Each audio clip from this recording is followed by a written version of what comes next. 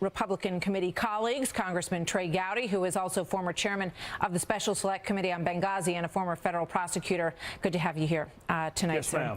Thank you. What do you make of the charge or the call to step down to Chairman Nunes by Chuck Schumer?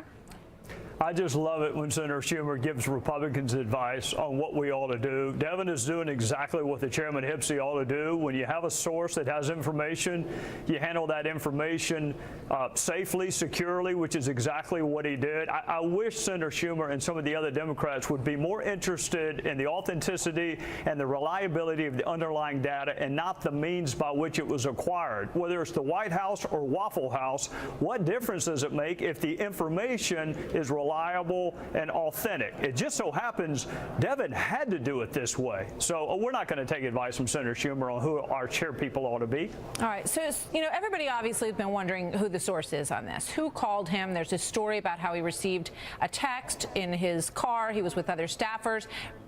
Just got out of the car quickly, left, went over to the White House, we now know, viewed those documents, and then the next day goes back to show them to the president. So that sort of lines up to appear that the person who revealed all this to him is either in the White House or was associated with the White House. Now, the narrative on that has changed a bit in the past two press briefings. Let's watch.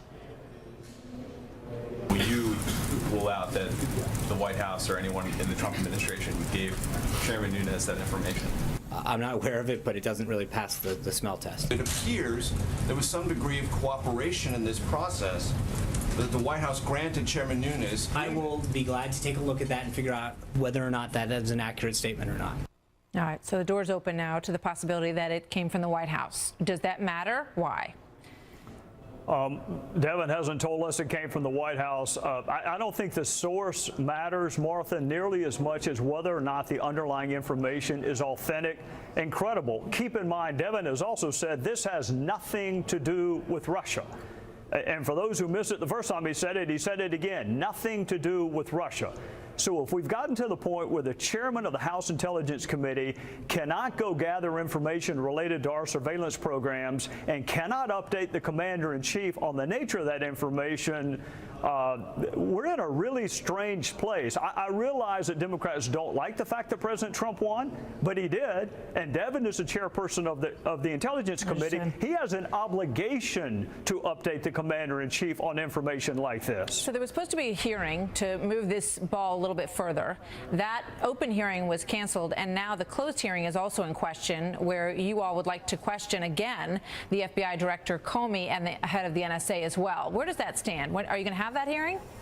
I hope we have it at some point. I hope it's behind closed doors or confidentially, like every other serious investigation is run. Almost 100 times, Director Comey and Admiral Rogers said they could not answer the question in that setting. Almost 100 times. So if you really are on a quest for the truth, a quest for facts, why you would pick a forum which guarantees the witnesses cannot answer the question befuddles me. So I would love to bring them back. We have to bring them back. They are foundational, seminal witnesses. But almost 100 times they said they couldn't answer in a public setting. Gotcha. So I don't know why we'd go back that way. All right, quickly, Mr. Kushner, Jared Kushner, is going to answer questions about his meeting with a Russian banker whose bank was under sanctions at the time. What are your questions? What would you want to know about that relationship? Well, that's going to be a Senate investigation. The Senate, he's going to give testimony before the Senate. Martha, I'm easy. I want to know every fact that there is to know relevant to our jurisdiction. So anything dealing with Russia, anything dealing with the felonious dissemination of classified material, access the witnesses, access the documents, and ask all of the questions in a credible, serious way, which means do our investigation the way every other serious investigation in the country is done, which is behind closed doors until you have something to report.